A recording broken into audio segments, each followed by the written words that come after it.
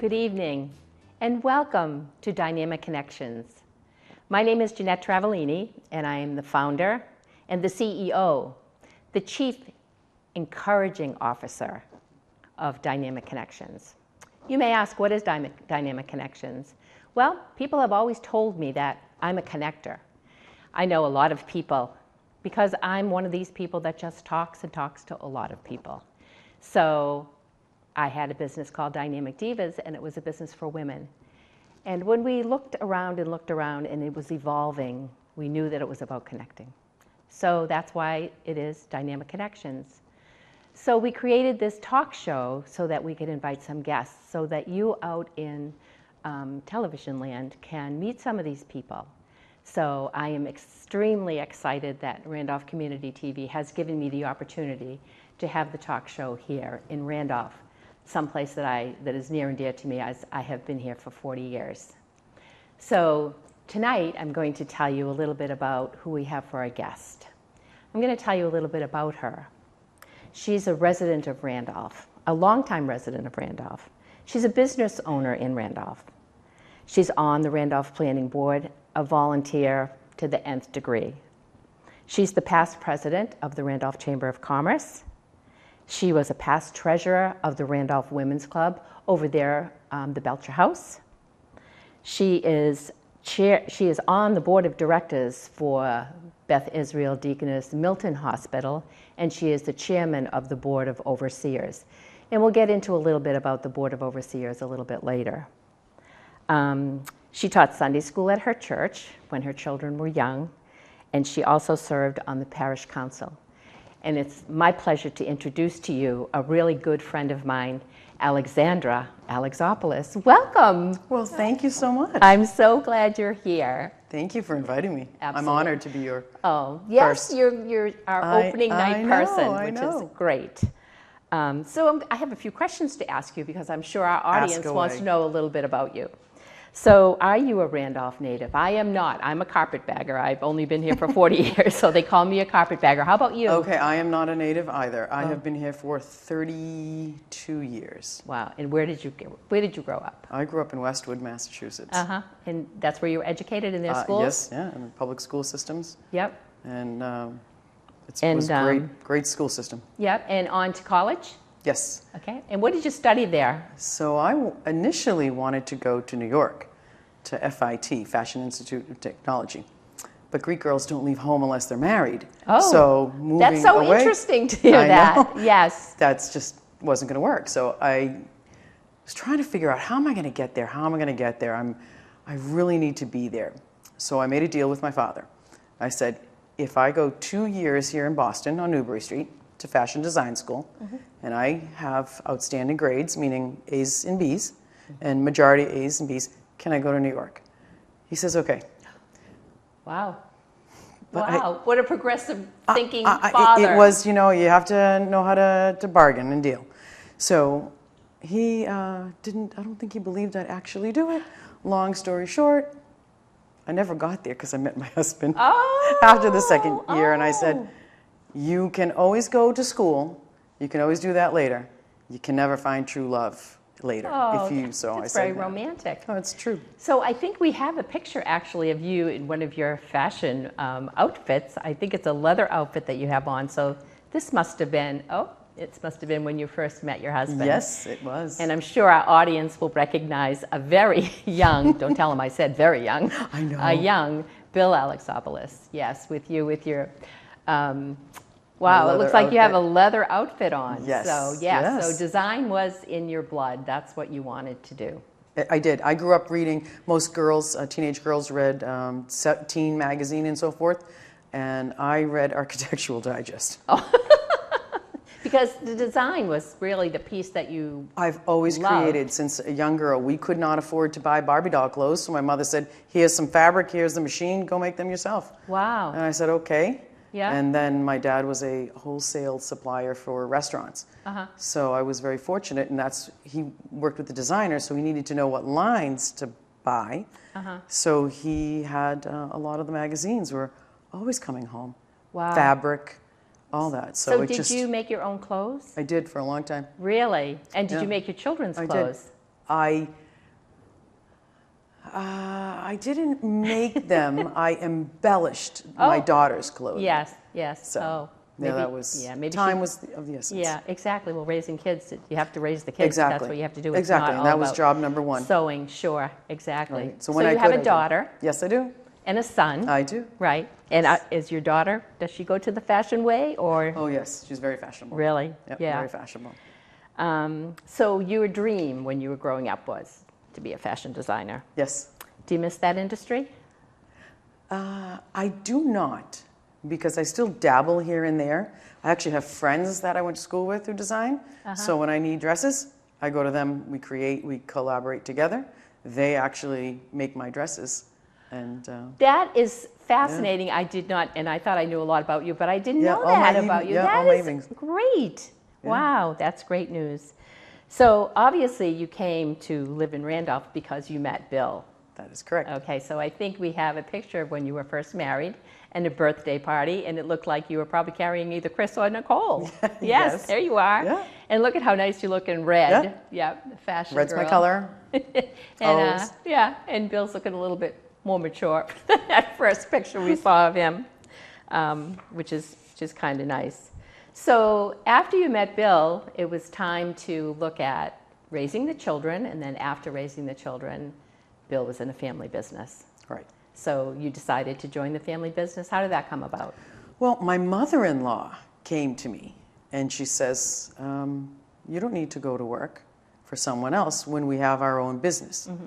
She says, if you're going to spend time, let it be in your own business.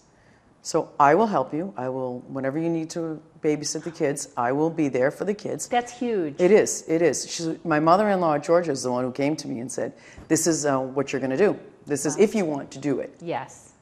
Yes. Do it for our family. And I said, you know, okay, that works. I can do that. And you know what's funny about talking about that? I know in our networking arena that we both are in, a lot of networking things, events for professional women and women who own their own businesses. And one of the biggest topics we always have is that work-life balance. Oh, always. And you know, you came out of that with some really good help, because everybody's mom doesn't say, yes, you can go to work. I know. And we'll watch the children. Right. So that's huge. And that's, like I said, True. that's a topic that women always want to talk about and hear what other people do. And I know you've been in some of those meetings with me where we talked about, you know, work-life balance and how do you do that so that, you know, women can be as professional as men are. Yeah, it's hard. It's hard. But if you really plan well and think about it, and always remember your kids really are number one. Yeah, family first. Family first. Yeah, absolutely. Family first. I'd rather do with less. Yeah. If I can't go to work full time, then I'll cut back on my expenses just to make sure my kids are raised properly. Right. Well, your mother-in-law sure had a good eye about what you could do, because I know we have a couple of pictures of when your father-in-law opened the Shell station, and you had a big, there you are working working there, counting money. Yes. And a big part of it. Look at how fashionable you still look with your earrings and your necklace and, earrings. And that wonderful smile of yours. So, so are there challenges, do you think, working in a family business? There are, if you let it happen. Okay. So I am wise enough to know my strengths and I know my weaknesses. Mm-hmm. And everybody should know that. And no one likes to own up to their weaknesses and say they're weak at all. Right. But you have to. In order to better yourself, you need to accept it and say, how am I going to fix that? How am I going to do that? Right. I also knew what my other partners, my husband's strengths and weaknesses were. And I knew it with my father-in-law. Don't forget, my father-in-law was That's a whole somewhat. Other so the three of us Yes. worked together. So we all knew who was smart at once. And sometimes, you know, I had to prove myself. Sure. But that's expected. You know, I mean, when you come here with $20 in your pocket and everything you put into this place, and then you're going to turn it over to just anybody. Remember, I'm the daughter-in-law. I'm not the daughter. That's right. So that took a little while, but you know, I showed time after time that, yep, I can do it, don't worry about it. And then there was no problem. But you have to know.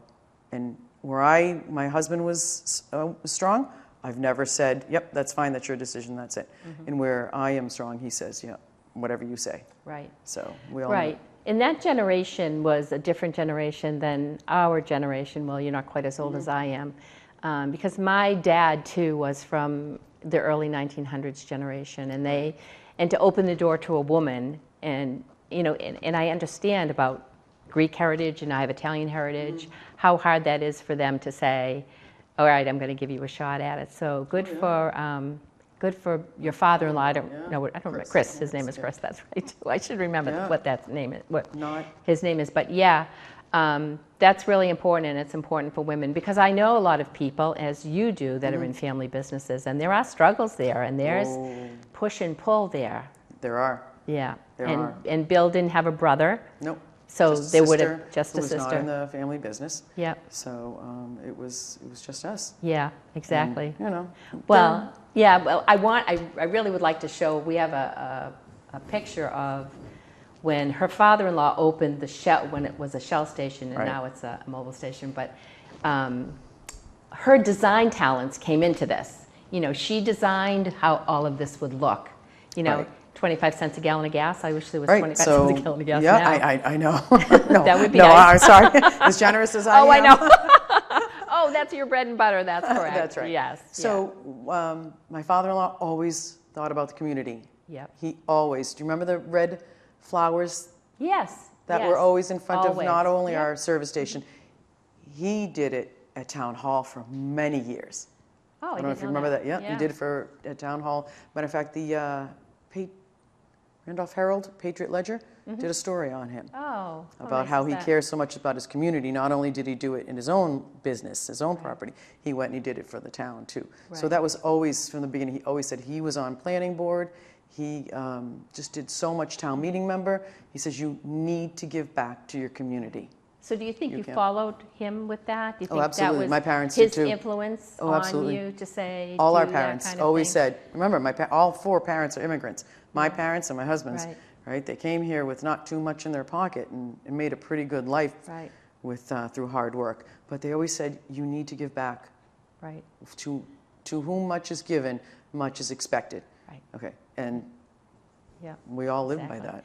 Yeah, well, 25 cents a gallon, that was really giving back to the community. That was. Well, that was he wanted to do something, and this is what we came up with. You know what? Let's drop the price of gasoline that Saturday. Let's see how it goes and say thank you. I think hot dogs and I hired young ladies. They wore those it was the 4th of July weekend. Right. And they wore their outfits and balloons, and it was a very party atmosphere, very happy atmosphere. Right. Right. Yeah. Well, they could see what they had in you with your design background to put everything together for them, obviously. And I think the other picture of this celebration too shows how you set everything up and how great it looked. Right. And so the oil company always had programs where they said, okay, here's something that we can help you with. Let's.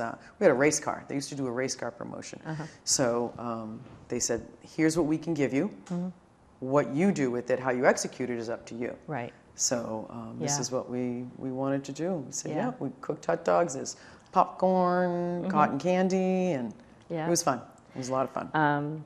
So I want to ask you about another challenge, because typically women don't own gas stations and women don't work in gas stations. No. So it's typically a man's world. That's correct. Traditionally, I should say, because I don't want to offend anybody out there, but like even the wine business, it was traditionally the vineyards were grown by men. Right.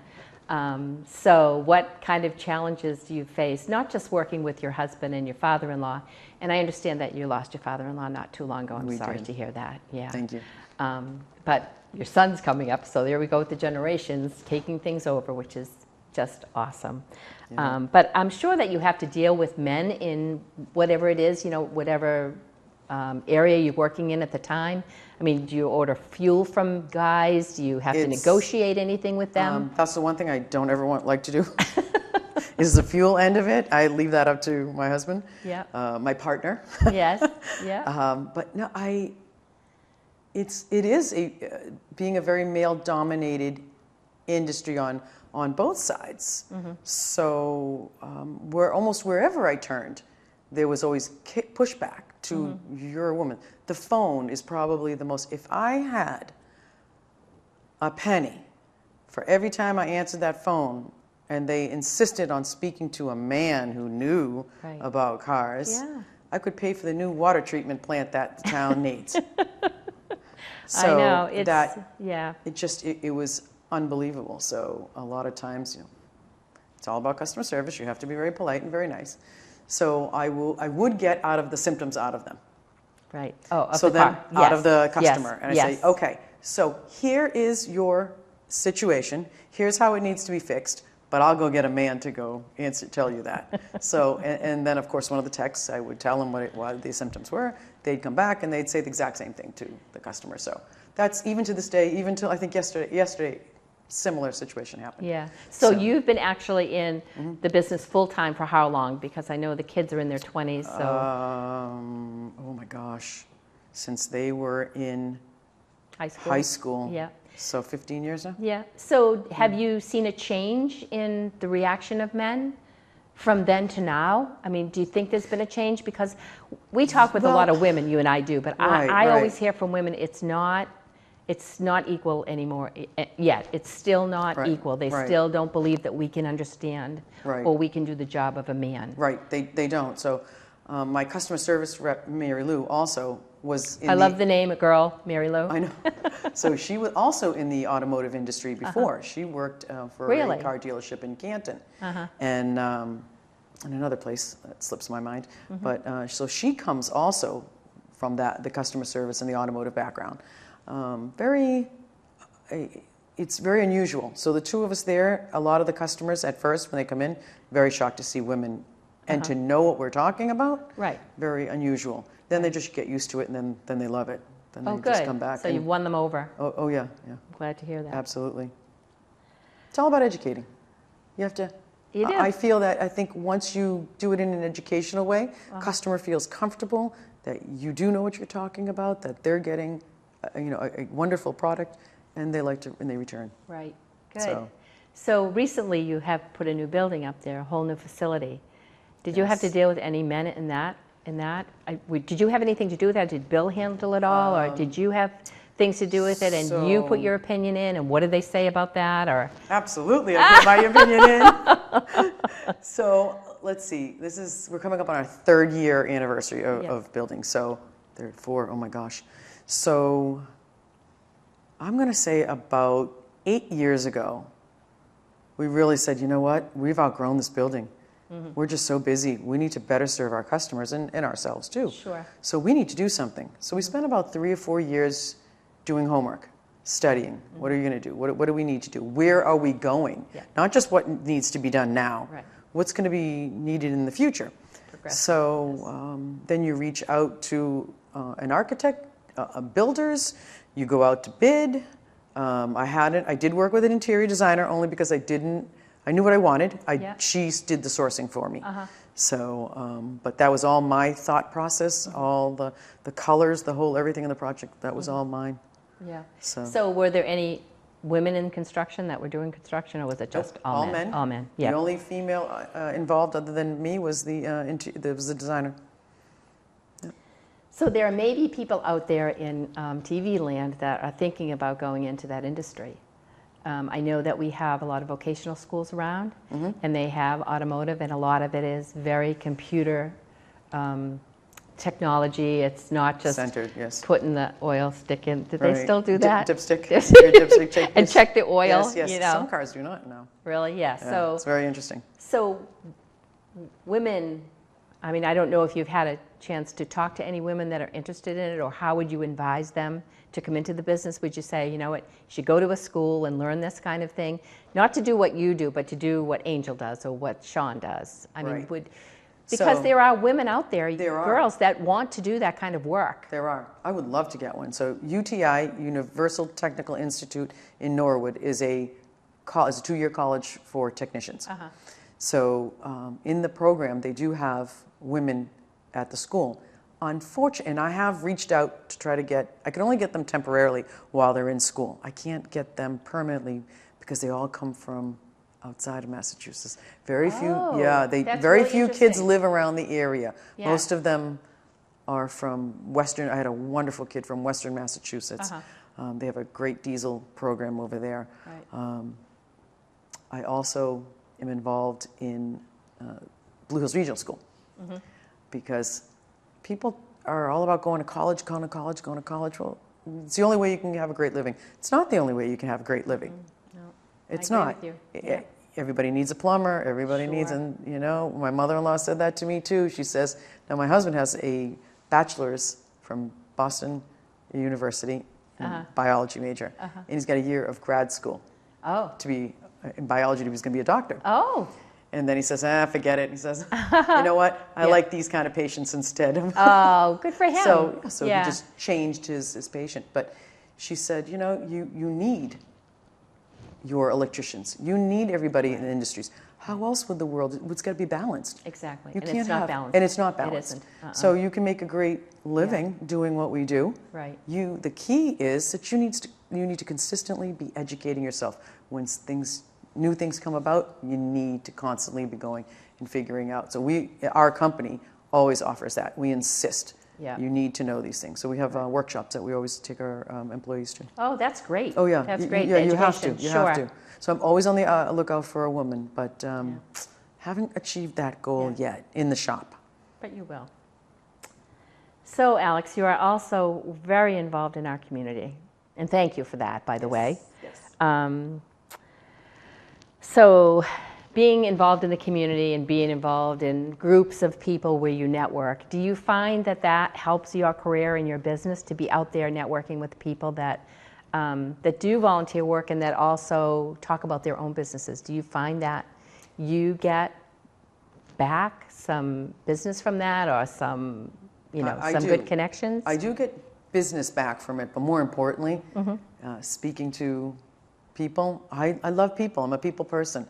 I could sit in the weight room and I could talk to our customers all day long, just learning more about different people, and it's just great. I love people.